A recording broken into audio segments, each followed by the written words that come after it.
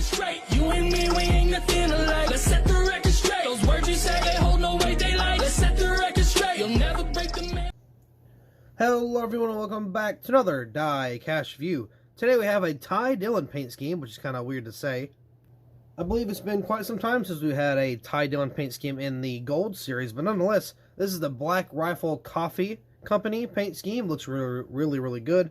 More of like a army type, I don't know, paint scheme I would say. But it's weird because normally we see this on Noah Gragson.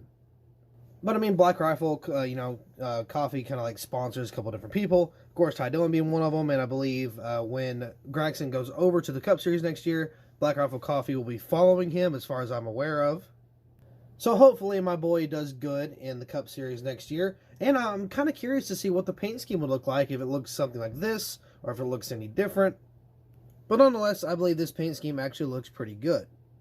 I don't remember Ty Dillon doing too well last year. I feel like he did kind of crap, to be honest. But I mean, you know what is what it is. It's Ty Dillon, not really much to expect, to be honest.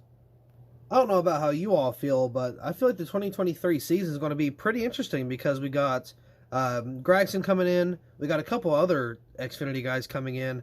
Like Ty Gibbs is coming in. And then, of course, you got Kyle Busch is switching teams. Kurt Busch isn't going to be there anymore.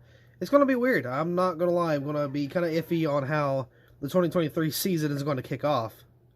I don't know. I guess only time will tell. Also, this is a metal chassis diecast. This is the diecast body and chassis. This is the only reason I have it is because it's on sale. Or it was on sale. I'm not going to say it is because I'm pretty sure it's not anymore. It was for Black Friday. It was for $8.50 instead of $15.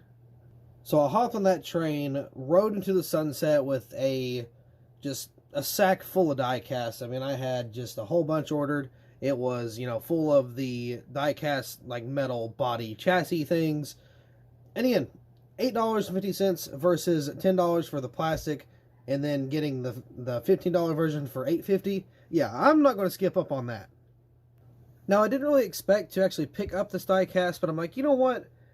I don't know. I feel like it's a good enough diecast to obviously do a review on, but I don't know. I feel like it's something I kind of might grow on a little later, because I really like the paint scheme now, but I don't know.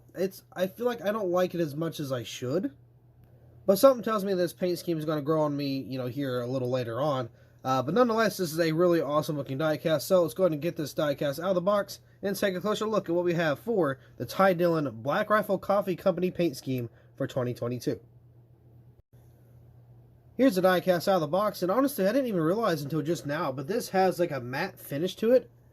I thought it was going to be like a gloss, but no, it's like a really nice, like sharp matte finish. So, I mean, I don't know, that's pretty cool. I like how that looks. It makes it, I don't know, it makes it feel a little better. I'm not really too sure why, but the side design is like really what sells it for me. I think it's a really cool design. But either way, let's go and get into this diecast review here. On the front, or on the hood per se, it's got the little circle with the lines. I believe this is supposed to look like a scope with crosshairs, of course being Black Rifle Coffee Company. I would assume that's what they're kind of going for here. But we got a backward B, a normal R, a backward C, and a normal C. So of course I'm assuming that means Black Rifle Coffee Company, but the left side is flipped for whatever reason. Don't know what the point of that is.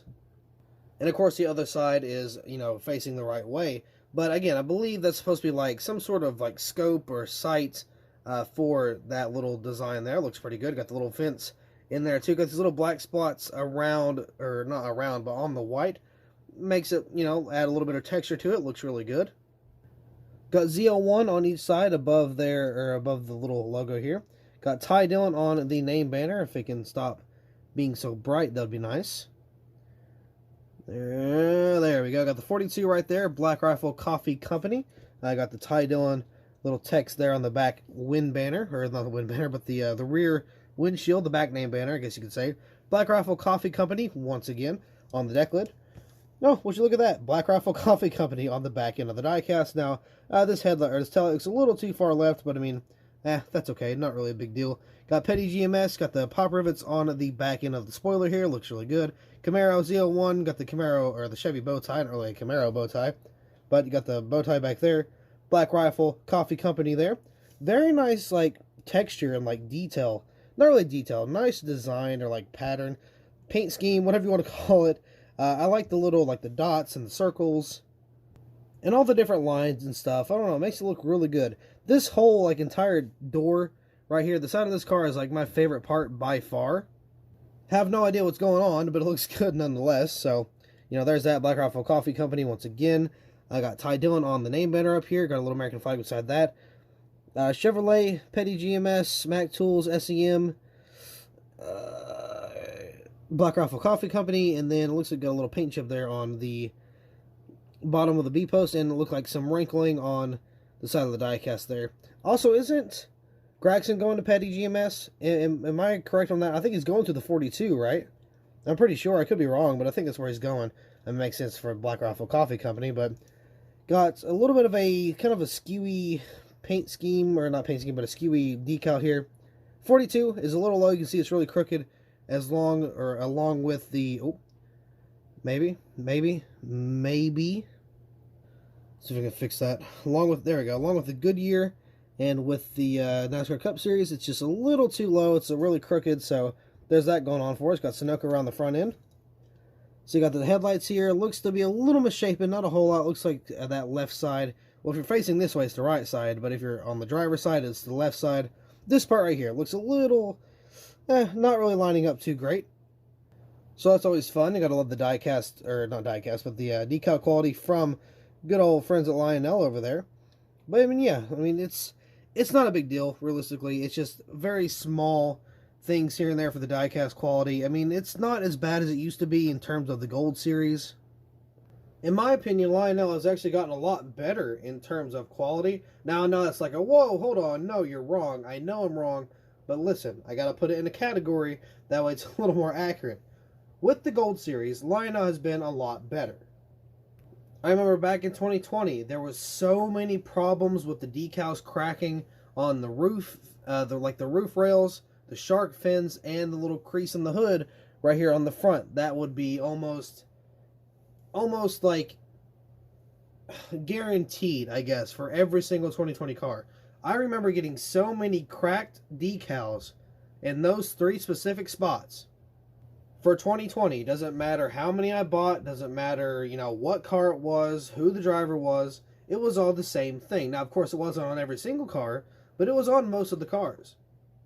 So Lionel has gotten better with that. Now, if you take into account for the Authentics line, you know, having Lionel produce it on the PTC, and not only that, having just the Authentics line in general have a lot of just defects and stuff.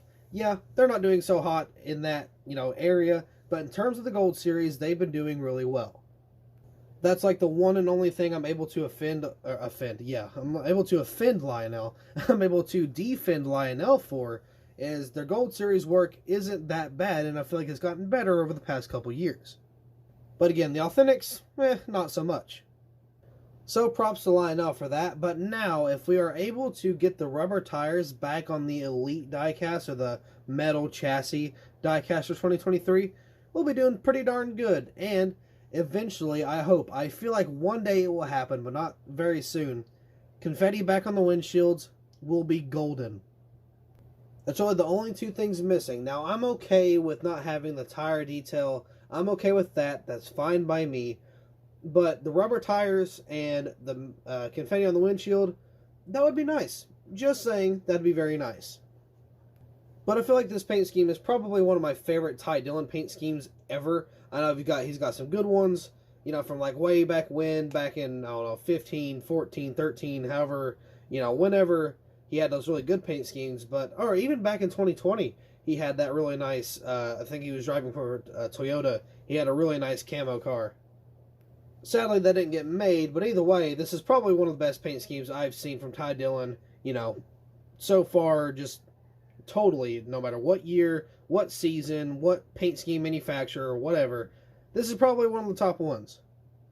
Again, it's very, like, Army-like, very, I don't want to say hunter-like, but it's definitely very, like, military or, like, Army type look to it, and I always love those type of looks when it comes to diecast or just race cars in general. But with that being said, I do believe that'll be all for this diecast review, so thank you all so much for watching. I hope you all enjoyed, and I'll see you in the next video.